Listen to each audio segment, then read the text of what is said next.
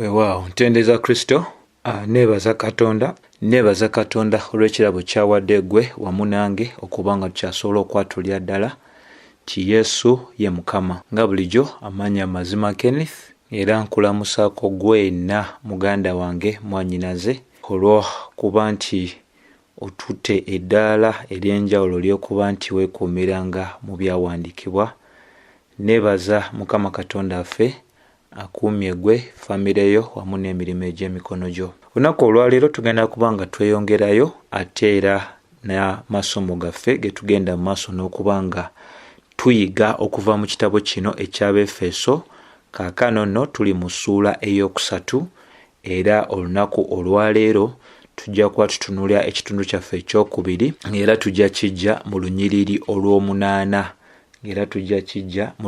olw'omunaana nga tutunuulira omutwe gwe tuyita omuweereza n'okuyitibwa kwe okw'ekisa. Nti nga bwe twalaga mu ssomo lyaffe liri eryasookera ddala, engeri Pawulo gye yagendera ddala mu maaso n'okuba nga akkiririza ddala wamu n'okussaamu ekitiibwa ensonga ey'okuba nti yali afuuse omuweereza oba ng'aweereddwa n'obutume. Tugamba nti yaweebwa obutume obw'okugenda eri bannaggwanga nga abagabula ekyo kye tuyita ekyama eky'enjiri eya Mukama waffe Yesu Kristo.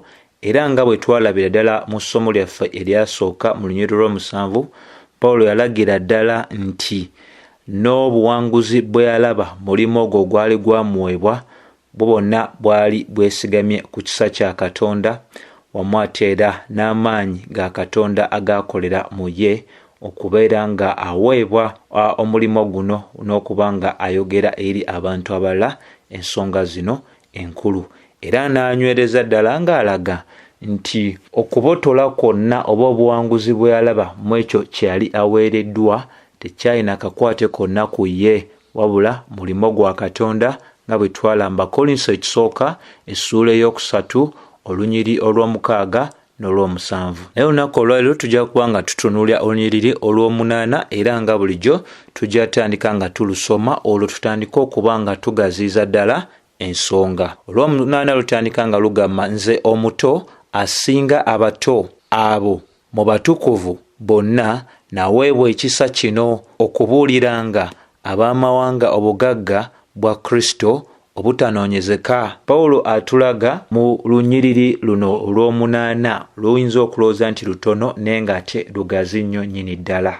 Atandika ng'agamba nti nze omuto asinga abato abo mu batukuvu bonna naweebwa ekisa kino okubuuliranga ab'amawanga obugagga bwa Kristo obutanoonyezeka. Ensonga enkulu wano ey'okubeera nga tusimbirako ddala omulaka ye y'okutegeerera ddala nti bw'otunuulira olunyiriri luno olw'omunaana lutegeereza ddala Pawulo engeri gy'agenda mu maaso n'okuba nga yeepimamu nga alaga kiki kyali azitowa ne kiki kyali tazitowa. Naye ng'ensonga enkulu eyo eyali emwogeza nga bwe yayogera olina okuba nga ogirabira ddala okuviira ddala mu Timoseewo ekisookera ddala essuula esookera ddala olunyiriri olw'15. Alina ensonga ze yanyweza eziviirako ebigambo bino wammanga okuba nti yabyogera nga bwe yabyogera. Emu ku zo mu lw'15 agamba nti ekigambo kyesigwa era kisaanira okukkirizibwa kwonna nti Kristo yajja mu nsi okulokola abalina ebibi, mu bo nze ow'olubereberye. Nti Pawulo alina engeri gye yagenda mu maaso n'okuba nga yeetunuulira bwe yali nti mu bantu bonna aboonoonyi Pawulo tiyayagala kubeera nga atwala ekifo ekisembeyo ddala ekyowansi, wabula Pawulo yatwala ekifo ekisookera ddala okubeera nga ekyekifo ekyokumwanjo. Nti bw'ajjukira obulamu bwe bwe bwali bwe yali nga tannabasinsikana Kristo Yesu, n'ajjukira abantu be yatemula, n'ajjukira abantu be yayigganya, n'ajjukira ebintu eby'empitambi bye yali atambuliramu n'emize gye gyonna.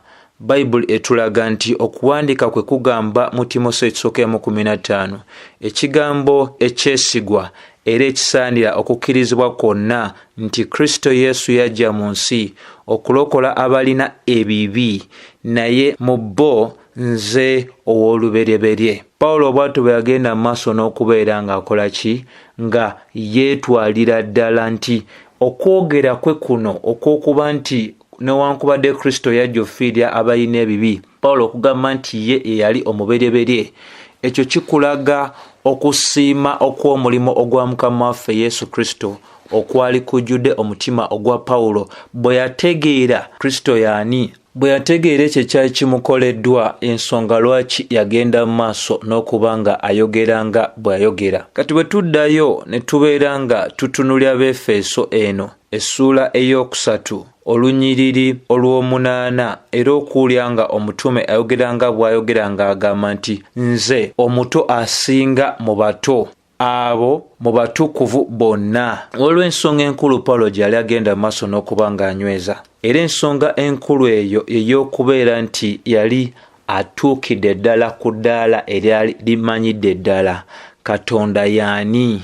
mu butukuvu bwe, mu butuukirivu bwe, mu kitiibwa kye, mu buyinza bwe, mu maanyi ge, mu magezi ge, mu bulamuzi bwe, mu bukulu bwe, n'ensonga endala zonna ezinnyonnyola Katonda waffe y'ani. So yejjukizanga ebiro n'ebiro mu kuba nti yali tagwanira, yali tasaanidde okubeera nti yali alondeddwa n'aweebwa omulimo ogw'okubeera nti yali agenda okuba nga alangirira eri abalala ekyama kino ekya Mukama Katonda waffe oba ekya Mukama waffe Yesu Kristo. Pawulo teyeerabirangako ebbanga lyonna okubeera nga yejjukanyiza ddala mu kuba nti yali tagwanira kubanga akolera Mukama Katonda ow'eggulu n'ensi, Katonda oyo ow'ekitiibwa, Katonda oyo mutukuvu, Katonda oyo ow'obufuzi. Ensonga lwaki era Pawulo y'omu yatugamba tutugende mu maaso n'okuba nga tumugoberera nga bwe yagenda mu maaso n'okugoberera Kristo.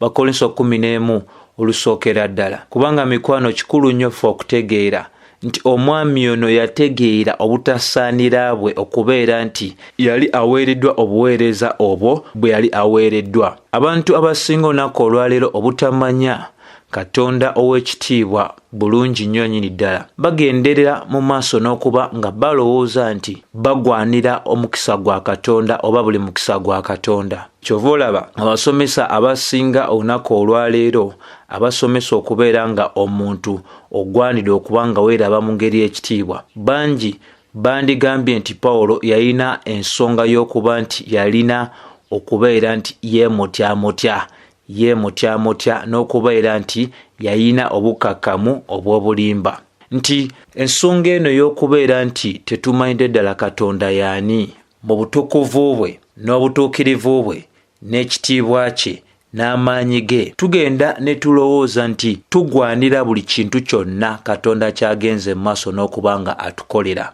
Ne twerabira nti teri muntu yenna agwanira mukisa gwa Katonda, teri muntu yenna agwanira kantu konna kalungi okuva eri Mukama Katonda waffe.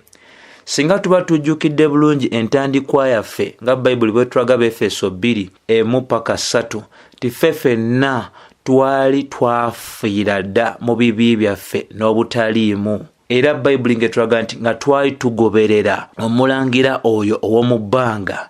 Bayibuli netulaga nti nno nga tugoberera okwegomba okw'emibiri gyaffe nga tuli wansi ow'obufuzi obw'ensi, era ng'ekyali kitulindiridde kwe kulaba obusungu bwa Katonda ffe ffenna. Katonda oyo bw'agenda mu maaso n'alokola ggwe eyali agwanira okulaba obusungu bwe, tobeera na nsonga kubanga weewuunya lwaki Pawulo yawandiika nga bwe yakola ki bwe yawandiika.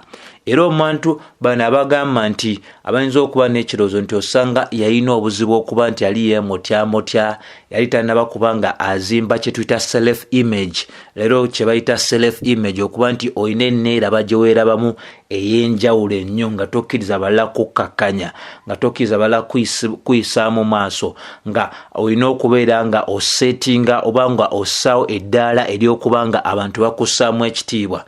Abo abalina endowooza ey'okugamba nti osanga Pawulo bwe bwali obunafu bwe awo, abantu abo baba tebasobolera ddala kubanga bategeera ensonga enkulu ey'ekyawandiikibwa. Naye ogwanidde okutegeera nti Pawulo bwe yagenda mu maaso n'okweraba mu ngeri eno gyerabamu ng'agamba nti ye yali omuto asinga mu abo abatukuvu bonna. Ensonga eyo ennyonnyola okubeera nti yali yeekakanya, kwegamba yeeyisaamu amaaso. Ensonga eyo erina ebintu bya mirundi ebiri bye tusobola okubeera nga tugiyigirako, oba tulina ebintu bya mirundi ebiri bye tusobola okuba nga tuyigirako Pawulo mu kuba nti yayogeranga bweyogera ng'agamba nti yali muto asinga abato mu abo abatukuvu bonna. Ensonga esookera ddala kwe kutegeera nti mu kuba nti Katonda talinaayo muntu yenna oba ekintu kyonna kye tusobola mugezaako, Pawulo bwe yategeera obutasaanira bwe ate n'abeera nga yeesigisibwa ekyama kya Katonda okuba nga kibikkulirwa gy'ali, Pawulo ensonga lwaki yayogeranga bwe yayogera.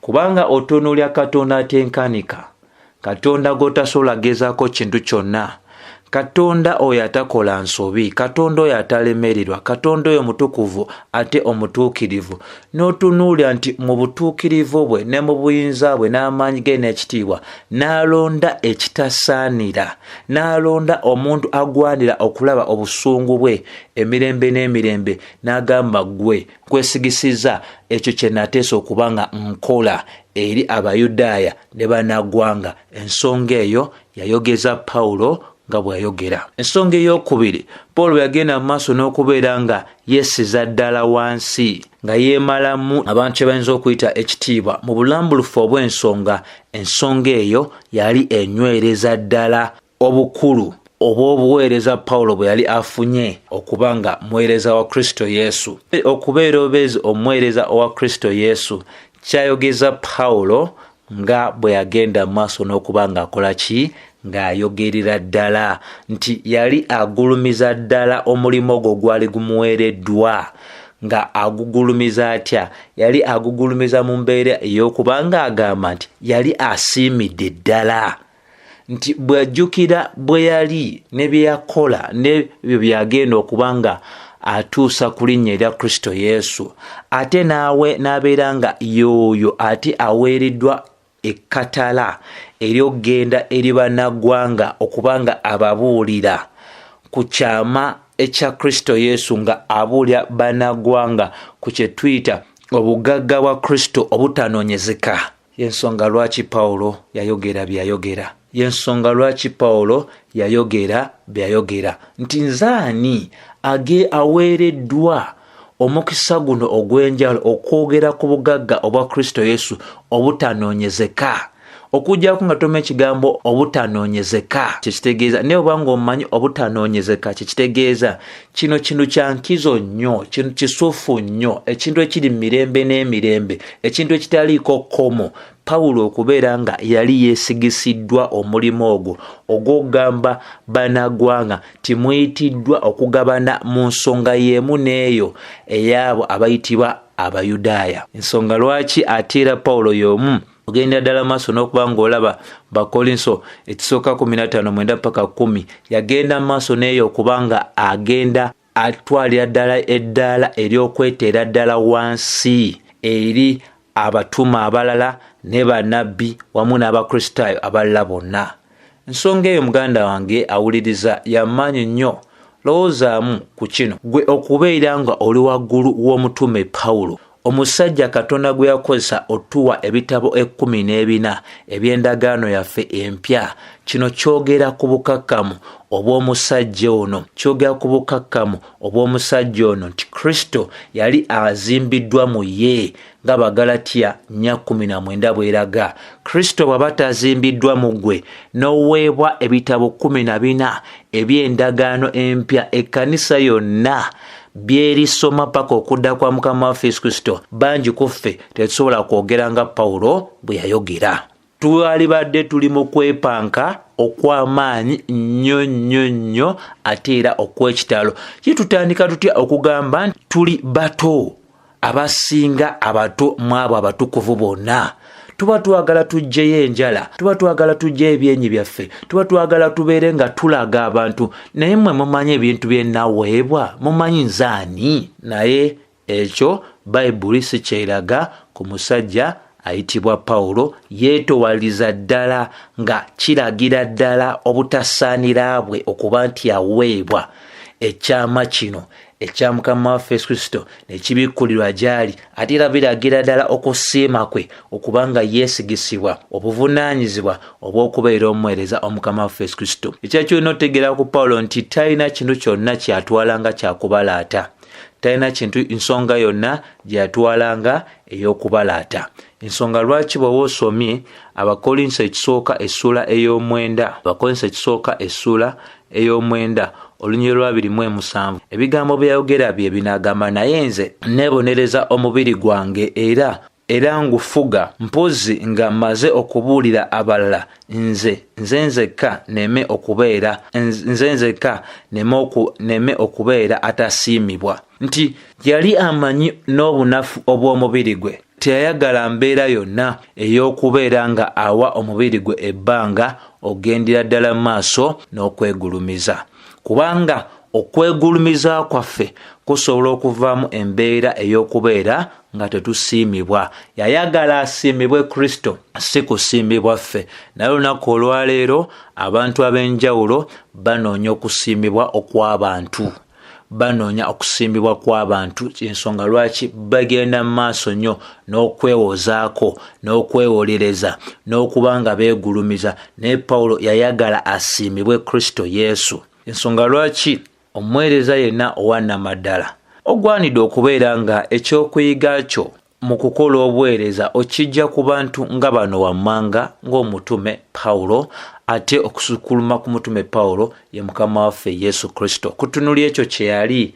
Katonda mwene okulabisibwa mu mubiri muno, ate n'asigala nga yali mukakkamu nga bwe yali kusoomoza kwa maanyi eri ffe ffenna. Era n'oba osome Bafilipi essula ey'okusatu, Pawulo akulaga mu lunyiriri lw'ekkumi paka olw'ekkuminennya titasobola agamba nti yali atuukidde ddala ku ddala liri, naye alaga nti yali agendera ddala mu maaso n'okulwana okubeera nga atuukira ddala ku ddaala ery'okugabana, ery'okutegeera Kristo n'okuba nga agabana mu kufa kwe ne mu kuzuukira kwe. Nti yali muntu mukakkamu kubanga Kristo yali amaze okubeera nga akolebwa mu ye, owataali kubeera nga yali yeesigaliza ekintu kyonna eky'okwepanka oba okwenyumiriza, kubanga yategeera nti talina kyali afunye nga kyali ku lulwe, wabula yali ategedde nti buli kyonna kyali afunye yali akifunye okuva eri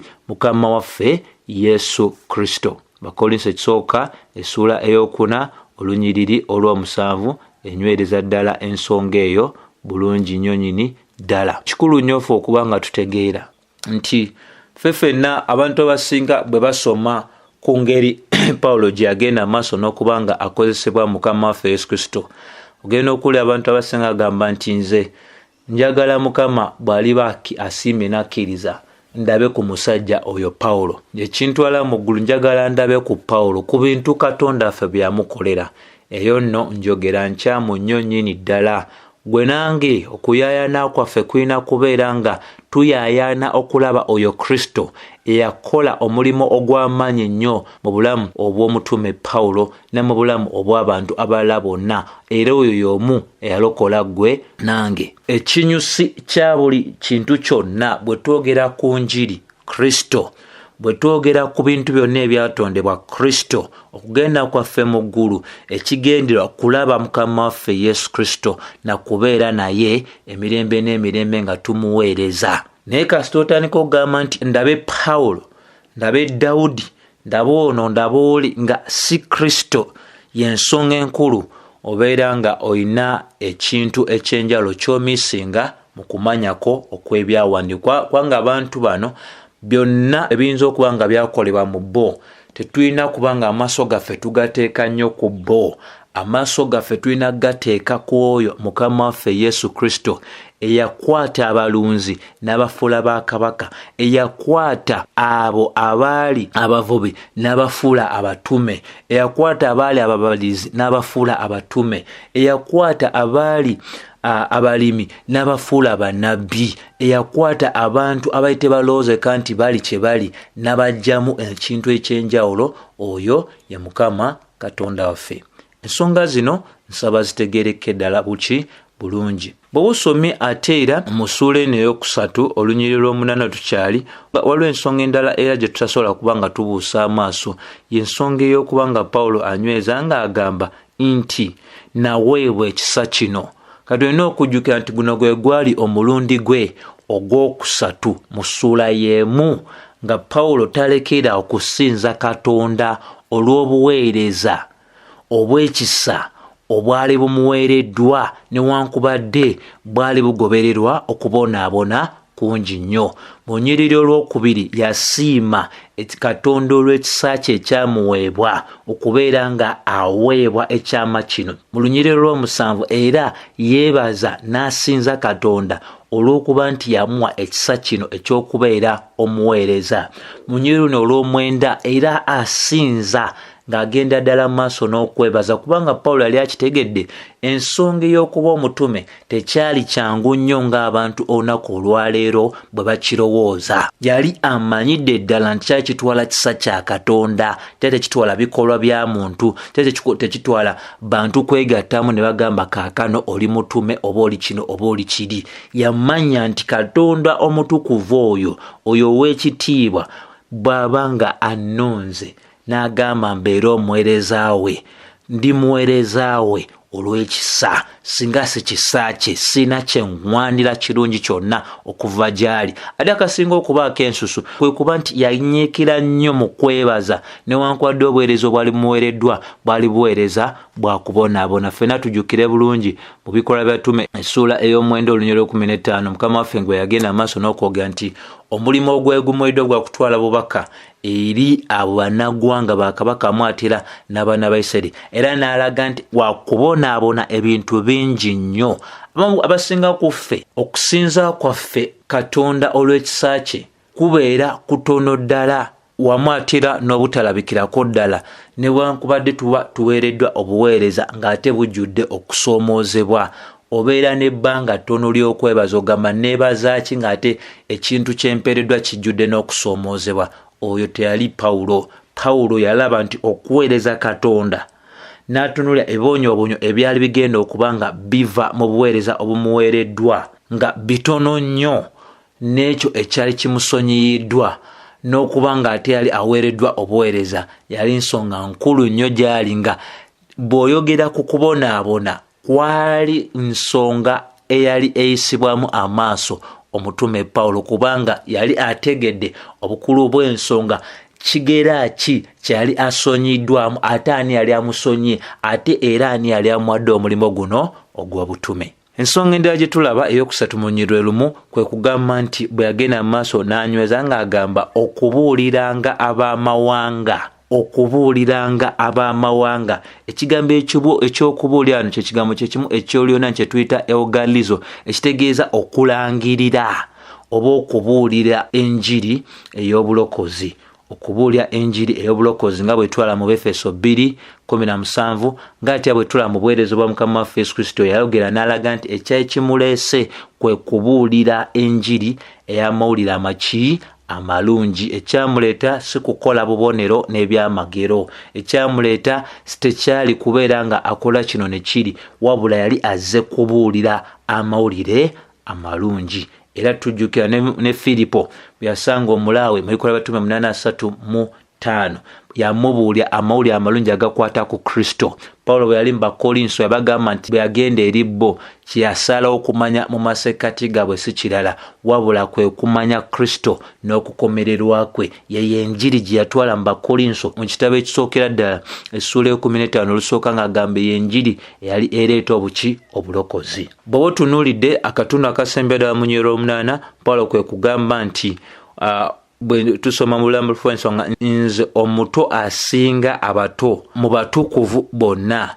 naweebwa ekisa kino okubuuliranga ab'amawanga obugagga bwa Kristo, obugagga bwa Kristo obutanoonyezeka. Kategeera ekyo nti kino kye kyali ekigendererwa ekikulu ekyali ekya Pawulo, okubuulira n'okulangira eri ab'amawanga obugagga obwa Kristo obutanoonyezeka. Nti ekisinga okuba nga kyewuunyisiza ddala kwe kubeera nti enjiri yabikkulibwa, ekyama ekyo kyabikkulibwa n'era kyasigala nga teri muntu yenna asobola kitegeera n'akimalirayo ddala buki bulungi. Nti newankubadde Katonda alina bye yakweka emyaka mingi nnyo, naye ate era newankubadde abeera abikkudde ekyo kyali yakweka edda, era ne bwakibikkula tetusobola kitegeera ddala mu bukulu bwakyo bwonna, mu buziba bwakyo bwonna okimalayo. Bw'osoma Yobu 5:9 okutegeeza egamba nti akola ebikulu